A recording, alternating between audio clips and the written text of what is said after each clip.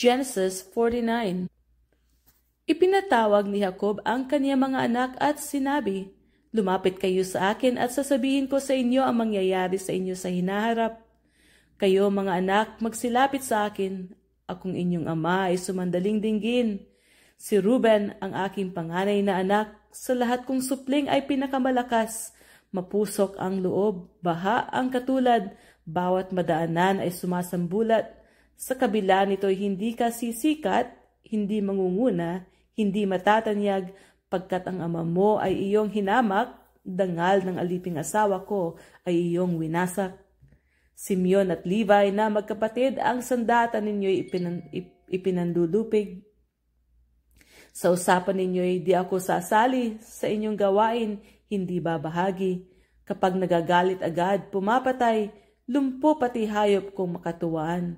Kayo'y susumpain sa bangis at galit sa ugali ninyo na mapagmalabis. Kayo'y magkakawatak-watak sa loob ng sa buong lupain, sa buong Israel ay pangangalatin.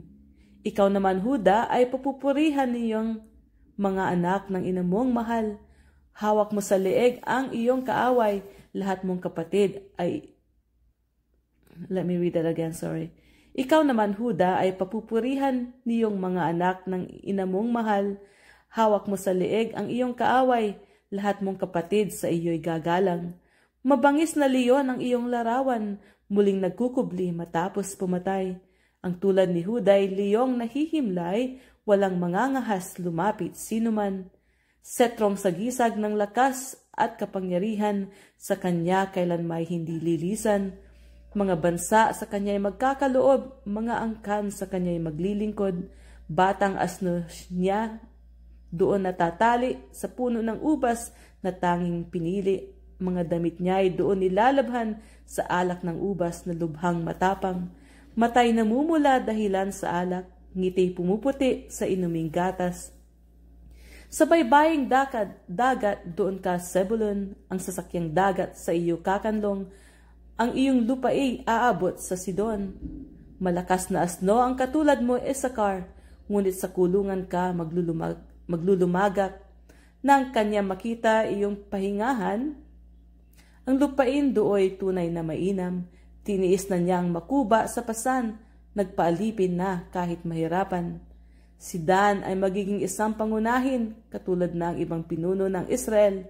Ahas na mabagsik sa tabi ng daan, na handang tumuklaw sa kabayong daraan upang maihulog iyong taong sakay. Sa pagliligtas mo, O Diyos, ako'y maghihintay. Hahangarin si God ng mga tulisan, lalabanan niya at magtatakbuhan. Ang bukid ni Asher ay pag-aanihan ng mga pagkain ng taong marangal.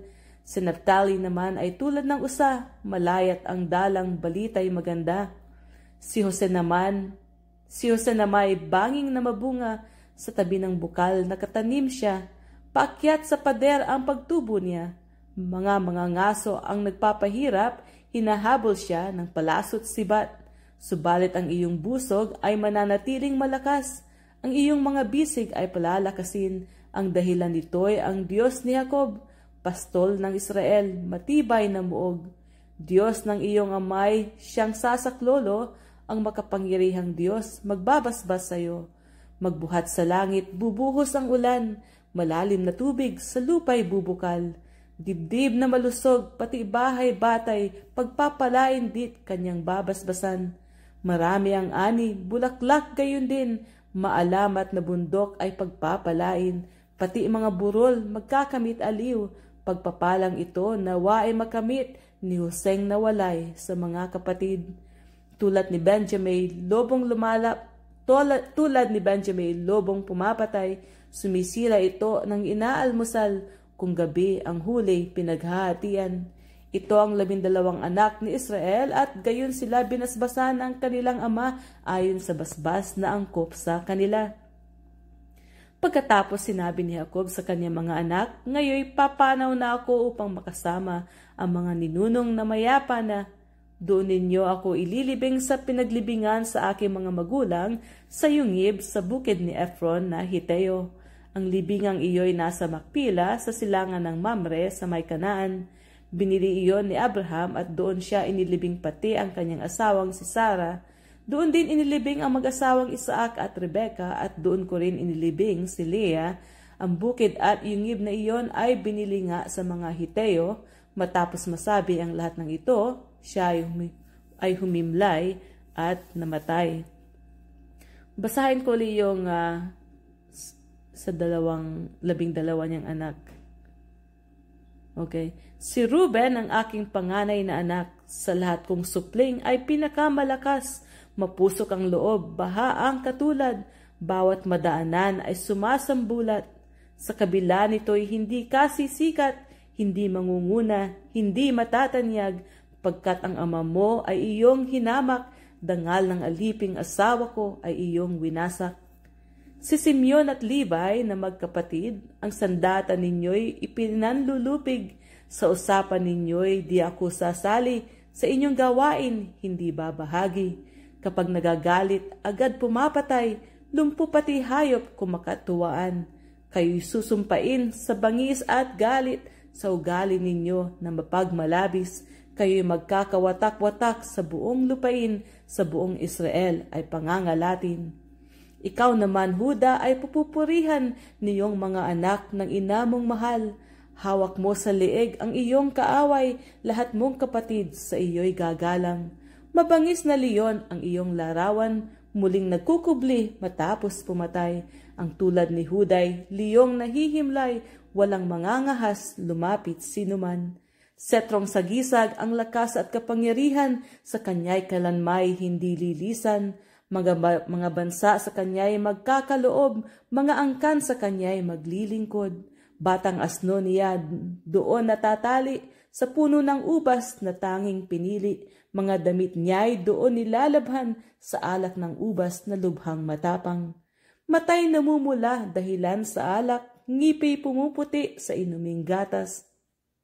Sa baybaying dagat, doon ka Zebulun, ang sasakyang dagat sa iyo kakanlong, ang iyong lupaig aabot sa Sidon. Malakas na asno ang katulad mo, Isakar, ngunit sa kulungan ka maglulumagak. Nang kanyang makita iyong pahingahan, ang lupaing dooy tunay na mainam. Tiniis na niyang makuba sa pasan, nagpaalipin na kahit mahirapan. Si Dan ay magiging isang pangunahin, katulad ng ibang pinuno ng Israel. Ahas na mabagsik sa tabi ng daan, na handang tumuklaw sa kabayong daraan, upang maihulog iyong taong sakay. Sa pagliligtas mo, O Diyos, ako'y maghihintay. Hahangarin si God na mga tulisan, lalabanan niya at magtatakbuhan. Ang bukid ni Asher ay pag-aanihan ng mga pagkain ng taong marangal. Si Naphtali naman ay tulad ng usa, malayat ang dalay, balitay maganda. Si Jose na may banging na mabunga, sa tabi ng bukal na katanim siya. Paakyat sa pader ang pagtubo niya. Mga mangangaso ang nagpapahirap, hinahabol siya ng palasot sibat. Subalit ang iyong busog ay mananatiling malakas, ang iyong mga bisig ay palalakasin. Ang dahilan dito'y ang Diyos ni Jacob, pastol ng Israel, matipay na muog. Diyos ng iyong amay siyang sasaklolo, ang makapangyarihang Diyos magbabasbas sa iyo. Magbuhat sa langit, bubuhos ang ulan, malalim na tubig sa lupa'y bubukal, dibdib na malusog, pati bahay-batay, pagpapalain dit kanyang babasbasan. Darami ang anak, bulaklak gayon din, maalamat na bundok ay pagpapalain, pati mga burol magkalamit aliw. Pagpapalang ito nawa ay makamit ni Huseng nawalay sa mga kapatid. Tulad ni Benjamin, lubong pumapatay, sumisila ito ng inaalmusal, kung gabi ang huli pinaghahatian.